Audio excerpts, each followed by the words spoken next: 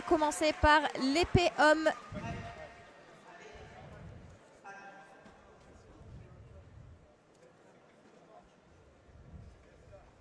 La finale entre Alexandre Bardonnet du club de Levallois face à Gaëtan Bila du Paris Université Club. Première finale de ces championnats de France. Allez, donc on découvre une troisième arme là. On a commencé par le sabre féminin, on a poursuivi par le fleuret homme et là c'est l'épée homme. C'est plus facile à suivre parce qu'il n'y a pas de règle. En fait, le premier qui touche marque un point. On touche avec la pointe, on peut toucher n'importe quelle surface du corps, des pieds à la tête. Et si jamais les deux tireurs se touchent au même moment, c'est ce qu'on appelle une touche double. Chacun marquera un point.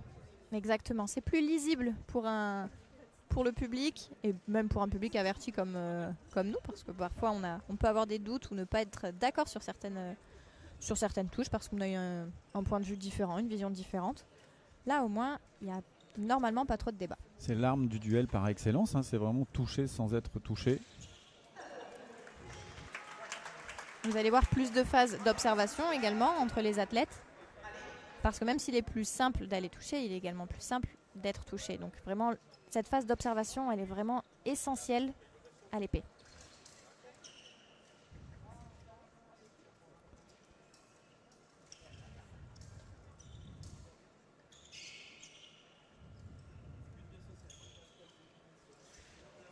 Allez, beau contre là de Gaëtan Bila.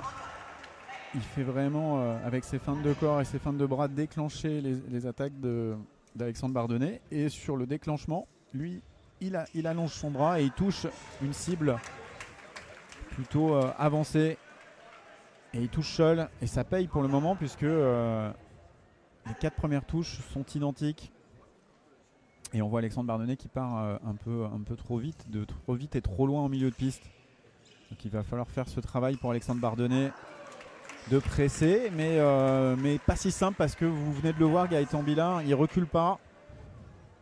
Donc il ne subit pas. Il vient finalement de faire quasiment une attaque sur la préparation, même si à l'épée ça se dit pas trop. Mais en tout cas, vous voyez le pressing d'Alexandre Bardonnet, préparer, essayer de le pousser. Et d'un seul coup, c'est parti vite et fort. Allez, une première là, en tout cas une deuxième touche pour Alexandre Bardonnet.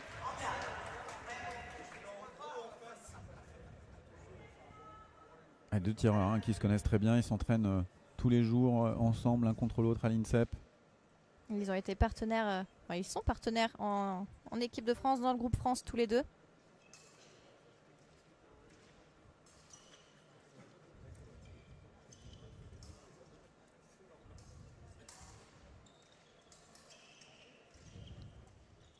Les amis, du coup, vous savez jusqu'à quelle heure on a à l'antenne ?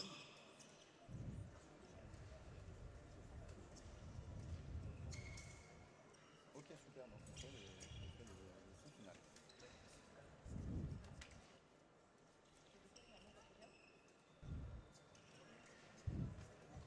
Allez, phase d'observation.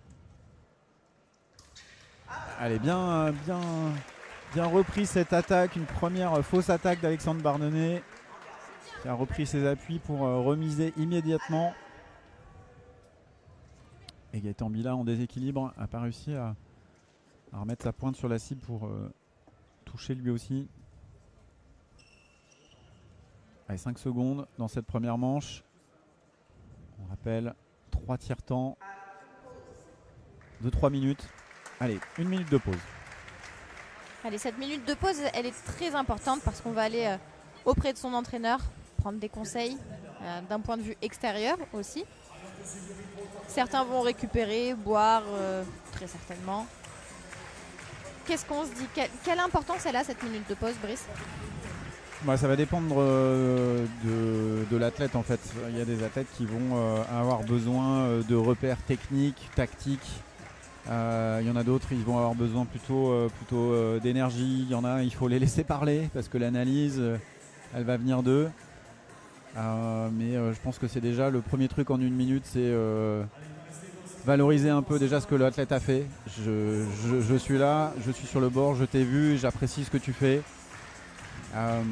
Peut-être le deuxième point tout de suite et très vite, c'est de se dire on y va, tu as tout ce qu'il faut pour y aller, donc c'est continuer de l'engager et de lui dire qu'il a tout ce qu'il faut pour réussir.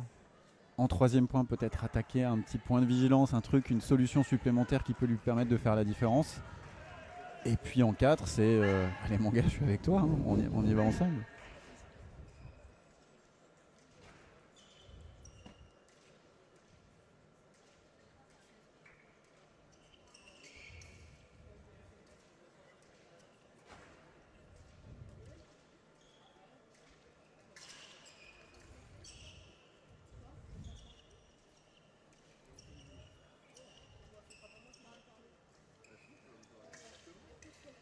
Allez, Gaëtan Bila là, très précis sur les touches, ce qu'on appelle aux avancées à l'avant-bras.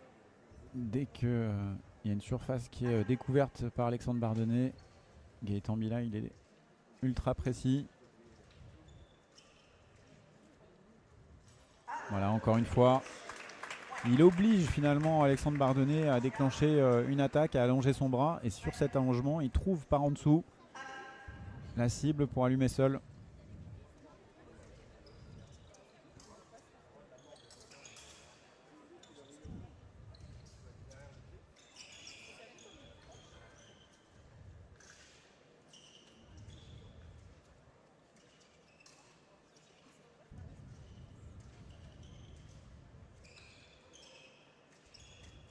On peut faire une rapide rétrospective. Le champion de France sortant, Aymeric Gali.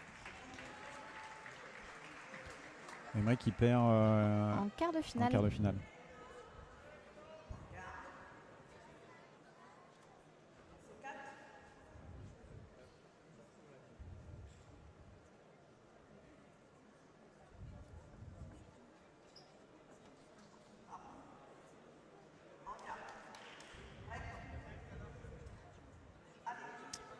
Oui, à la troisième place sur le podium, on retrouvera deux autres tireurs, Nelson Lopez Pourtier de Saint-Gratien et puis Gaëtan Lebert de Châlons-Champagne. On a déjà 2 médaillés de bronze, il nous manque plus que l'or et l'argent et c'est en train de se jouer là maintenant entre ces deux athlètes. Allez, on est à la moitié du temps en tout cas. On est au milieu du deuxième tiers-temps. Avantage assez fort pour le moment pour Gaëtan Bila, qui construit vraiment des touches très intelligemment.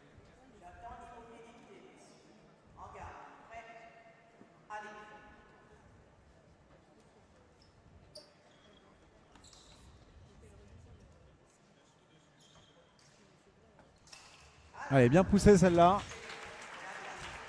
de la part d'Alexandre Bardonnay. Il s'est fait surprendre.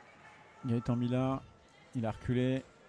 Il perd un temps ensuite pour allonger son bras. En réaction là, Gaëtan Bila.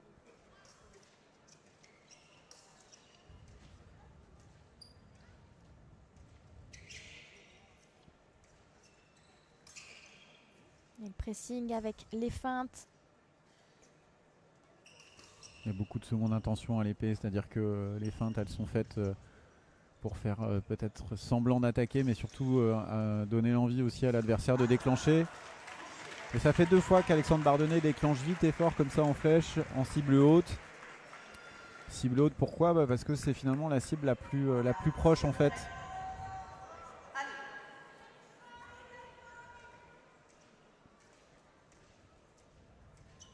En tout cas la moins risquée parce que vous le voyez, il y a une cible qui peut être très proche, qui est la cuisse, voire le pied. En revanche, elle est aussi facile à rater.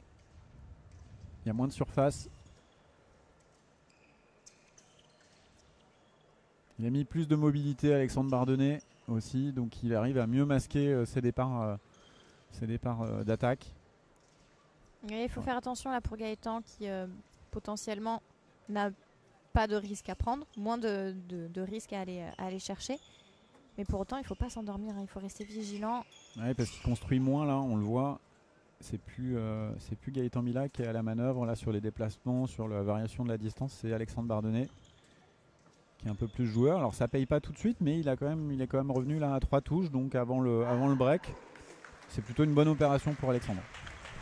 Oui, clairement, il a bien terminé ce tiers-temps. Plus de prise d'initiative, plus de mobilité.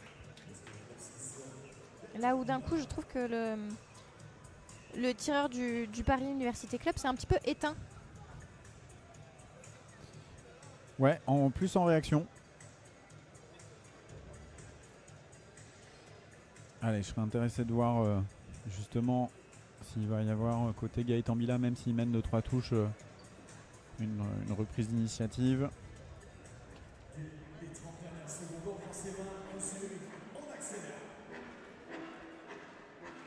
Les 2 tireurs n'étaient pas médaillés l'année dernière au championnat de France, puisque Gaëtan Bilan avait terminé 10e et Alexandre Bardonnay avait terminé 17e. Allez, mais ils ont une autre saveur, ces championnats de France élite, maintenant qu'ils reviennent ici à Paris, à Coubertin. L'année dernière, c'était à Antony. L'année d'avant, c'était à Nantes. Donc, c'est la 3e année qu'ils ont réinstauré ce format. Mais effectivement, comme tu le disais, c'est la première fois depuis 2007 qu'on les retrouve à Coubertin, qui est vraiment la place de l'escrime sur Paris. Et oui, Coubertin, on y sera de nouveau dans quelques jours, début janvier. Le 10 et le 11 janvier pour une épreuve de Coupe du Monde de fleuret, le Challenge international de Paris, où vous retrouverez notamment Enzo Lefort, Maxime Coty qu'on a vu juste avant, et toute l'équipe de fleuret. Il y aura une vingtaine de Français engagés, au moins 250 tireurs en tout, voire 300. C'est l'une des plus grosses épreuves sur le circuit en individuel et par équipe. Magnifique là, on en parlait justement d'une cible avancée au pied, et Alexandre Bardonnay, il a pris ce risque. La feinte et il plonge au pied pour toucher. Et petit à petit, il recolle au score. Plus que 2 touches d'écart entre les deux. Sachant que la dynamique est assez à l'avantage d'Alexandre Bardonnay depuis quelques minutes. On peut imaginer qu'il revienne. Ouais, on espère en tout cas que ce titre puisse se jouer sur une touche. Ah, c'est dommage, il l'a retenté, il a raté là.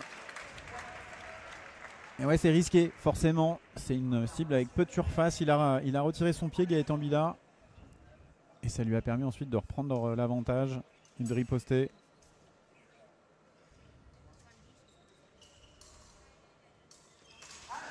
Ah, c'est bien, c'est beau, parce que de l'avoir raté juste avant, de retourner au pied.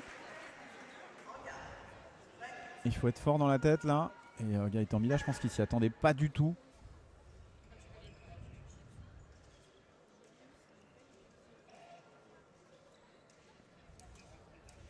C'est vraiment une force à l'escrime, savoir proposer des choses, surprendre son adversaire. Et là, Alexandre Bardonnay le fait parfaitement bien. Et je suis curieux de voir ce qu'il va vouloir amener là, Alexandre, là, sur cette touche, parce que il faut aussi installer de la cohérence entre les touches pour pouvoir surprendre.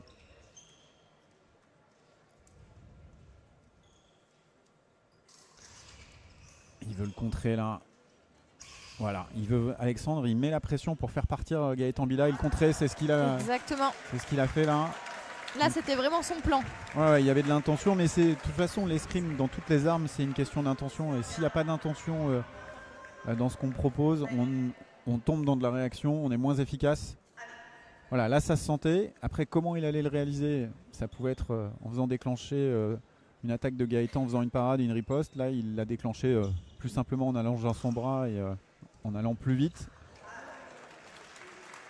Et la double, ça faisait un moment qu'on n'avait pas vu de double sur ce match, sur cette finale à l'épée homme. Évidemment, la double, elle est à l'avantage de Gaëtan Bila, puisqu'il a une touche d'avance. Donc le match pourrait se finir en double, comme ça, pour atteindre la 15e touche. Donc vraiment, Alexandre, là, il doit toucher seul, absolument, pour revenir à égalité.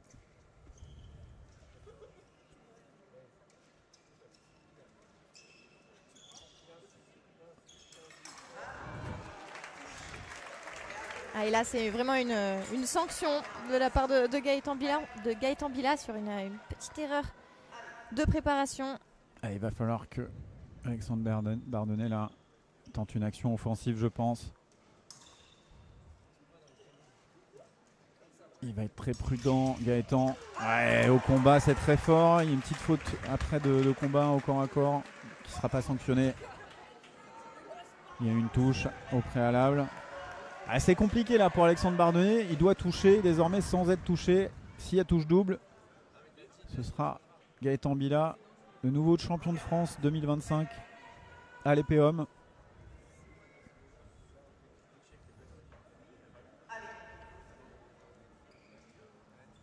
Dans tous les cas, il reste 45 secondes. Il va falloir mettre en place des choses. Mais voilà. En patron là, Gaëtan Bila sur cette finale.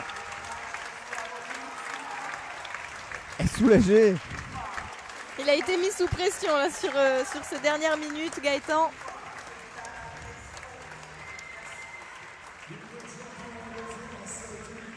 Voilà, victoire de Gaëtan Bila qui est notre champion de France 2025 du Paris Université Club.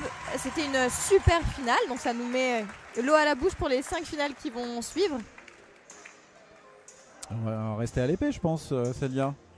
Oui, on va retrouver Lorraine Ramby et Alia Luthi qui représentent respectivement le Paris Université Club encore et le Valois encore. Allez, ça va s'enchaîner. Le temps d'appeler les athlètes, de les présenter.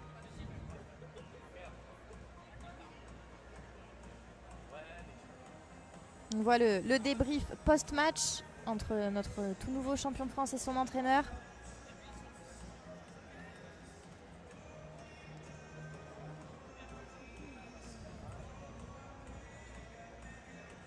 Quelques replays des touches importantes de ce match. La touche du titre,